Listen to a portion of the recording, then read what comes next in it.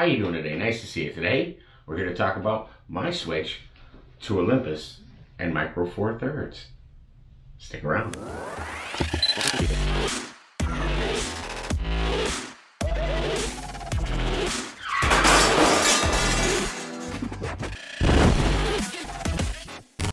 So, about, I don't know, 2.5 months ago, I made the switch, sold all my Canon gear, and switched to Olympus and Micro Four Thirds. And what prompted that change? Well, for years now, I've been looking for a solution to the heavy camera burden.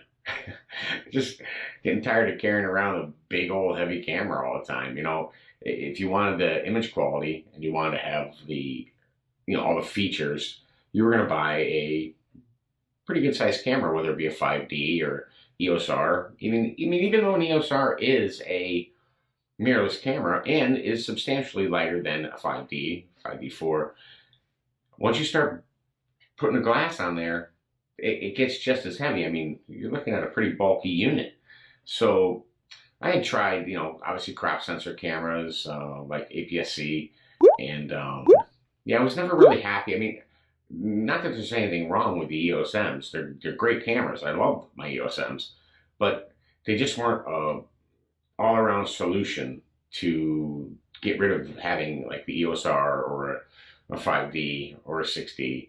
It just didn't, cut the mustard for it. So for years now, I've been really watching the Olympus lineup, and a couple of pretty notable people that I follow on YouTube had switched to Olympus. One of them being Gavin Hoey, I love the stuff he does, the work he does. And he was always a Canon shooter, and he switched to Olympus. And I'm like, wow, he went to a Micro Four Thirds sensor. Geez, that had to be a drop.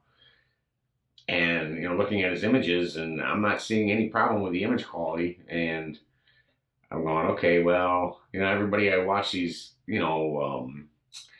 reviews online, everybody talks about the noise and just can't hold up with image quality. And so when you're invested in a system like I was with Canon, you just don't look to change out. It's not like, oh well, I'm just going to go get this now. So you make that change, you're going to be selling all your gear and investing in new gear. And what if you don't like it? What if it's no good? Now you're stuck. So for probably the last 2.5 years, I've really been doing a lot of research on Olympus gear, and decided, what, I'm just gonna do it. I'm just gonna do it. So I sold off all my Canon gear and purchased an Olympus OMD EM5 Mark III. The name's a mouthful. So here's the cool part. So in this bag, right here, this little bag, all right, you can see, in this bag I have, let me show you,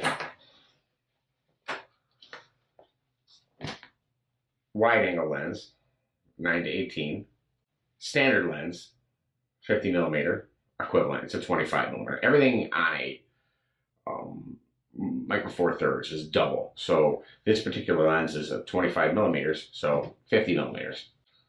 90 millimeter lens, it's a 45 millimeter lens, 90 millimeters, so telephoto. My body with a 17 millimeter lens, which is a 35 millimeter equivalent lens, and the EM5 Mark III. Now, all that is in this little bag, but there's more. This, which I absolutely love. This little flash, this little speed light. Isn't that great? I mean, it's not the highest guide number, most powerful flash in the world, but it's a total bounce flash. You slam it on there. I've used this on a pitch black beach at night and gotten really good images with it. So, for a pitch black beach at night and this little flash, that's in the bag. And also, so I have a battery in the camera, and I have 2 more batteries. So all in this little bag. So for me, basically, what I have sitting here is just a run and gun system. I can get pretty much any shot I want with just what I have sitting here in this bag without hauling a ton of gear. This bag doesn't weigh anything. I wish you had a feel meter on YouTube to know how much these weigh. And the weight is just, it's awesome. It's awesome. It's liberating. The features on this EM5 Mark III are amazing. Now, I hear a lot of people complain that it is a plastic body, and it is plastic body. It doesn't feel plasticky to me. You always hear people, oh, it feels plasticky, it feels cheap. This camera doesn't feel cheap. It feels solid. It's got good weight to it for a little camera. The features on it are just amazing. I mean, I haven't even broken into all the different things that you can do with this camera. Down from live composite I've used for shooting fireworks. Very cool. I haven't done a lot of night shooting, which is something I love to do. I just never get my tail out there to do it at night. You know, you have a flip screen, which, you know, some people like, some people don't. I like it, especially for if you're doing portraits and you want to hold it out and snap the picture. You can look down at the screen. It's a really good. You can do a pie and down low, but you do have the screen hanging out to the side, which, you know, people can see. But whatever. I like the flip screen. I go back and forth. I have a couple other Olympus cameras that have the flip up screen that just you can hold down and look down at it.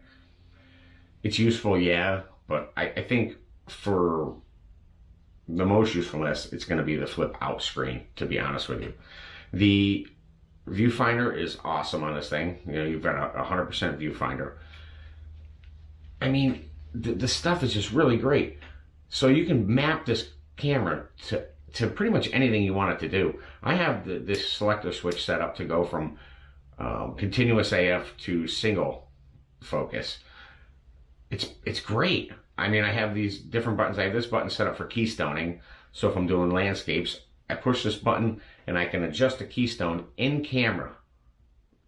No, I don't have to do it when I come back in Photoshop. I can do it right in camera. It's awesome. So I have this back dial set up for my aperture and this set up for my shutter. You have an ISO button right there, novel. Right here, I can switch my drive modes. Quick press of the button. I don't know. It's a really great camera. I really love it. I leave it set in Cinema 4K, and this little button right here, at any time, I press that button and start filming. So if I'm out shooting and I see something I want to get a video of, while it's up to my eye, boom, hit the button. I'm taking a video. This camera gets out of my way. I love it. It's amazing. I've got a ton of images, which I'll put up on the screen now so you can see some of the images that I've taken with the camera.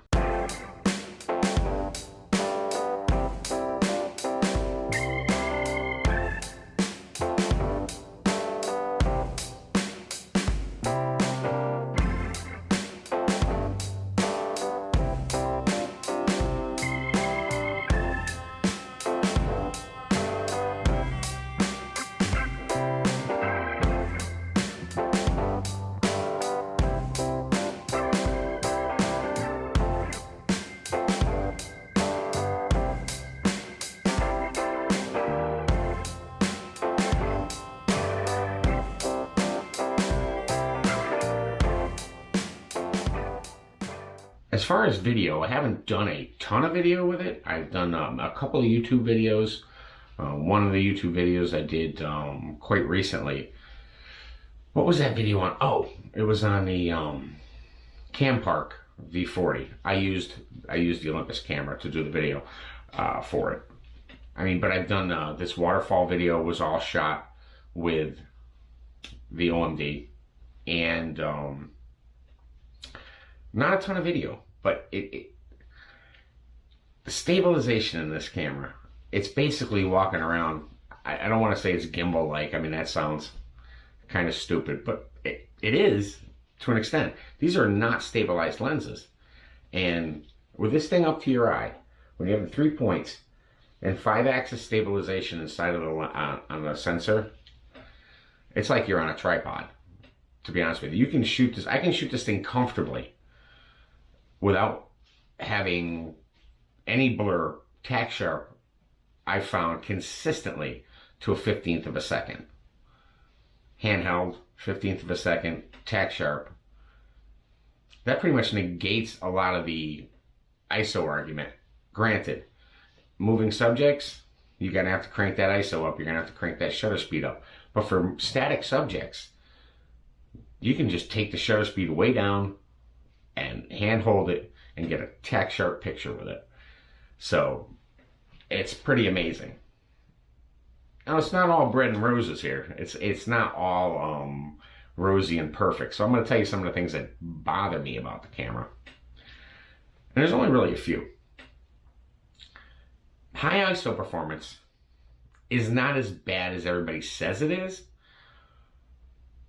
But compared to like a EOS R, a full frame camera, that you do see it. There's a difference. But I depending on the situation and the lighting, and when you use those higher ISOs, with using Topaz denoiser, the image is quite nice up to, I've taken pictures, which I'll show you, 12,800, and they look just fine.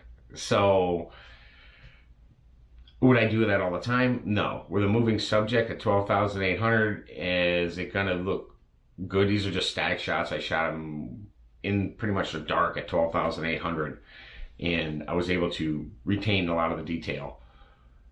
I don't think it's a consistency thing. It's really going to depend on the situation, whether it's going to look really good or it's not going to look really good. So in day-to-day shooting, generally 6,400 is as high as you're going to want to go. And use Topaz denoiser. I use Topaz denoiser even with my EOS R. And it really just cleans it up and gives you a really nice look. So yeah, dynamic range. I noticed that right away.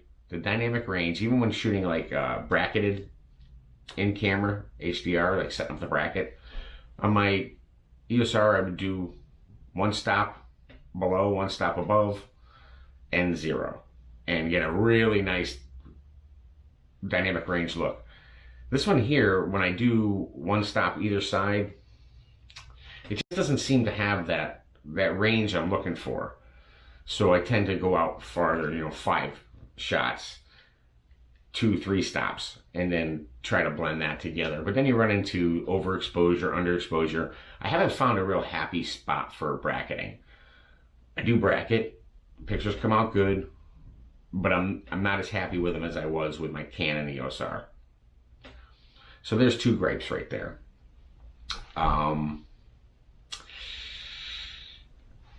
Yeah, those are my 2 biggest gripes. I don't really have any other ones. There's no, for me, now this is for me, just the way I shoot and the kind of photos I shoot.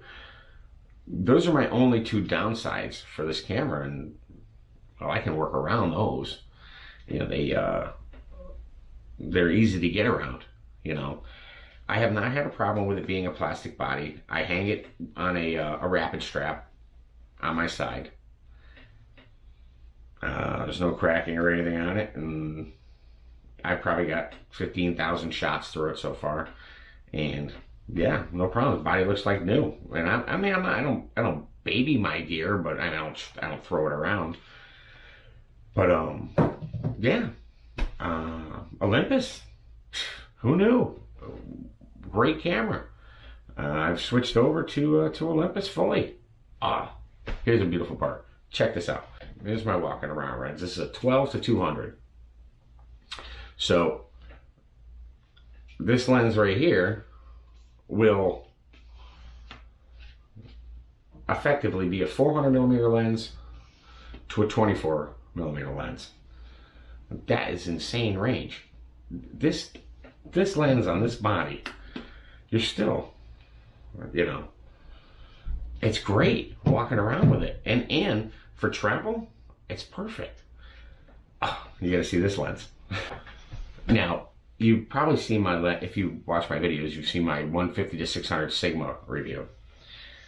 I love that lens. And on my EOS R, it was a beautiful photographic beast. It was just a great lens. I've replaced it with this. This is a 75 to 300, 150 to 600 millimeter equivalent.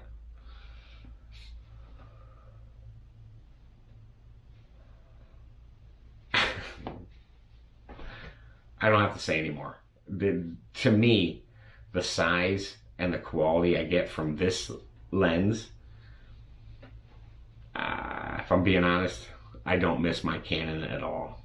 And I'm a Canon lover. I love Canon cameras. In the end, Olympus, super fan. I'm an Olympus super fan. I hate to say it.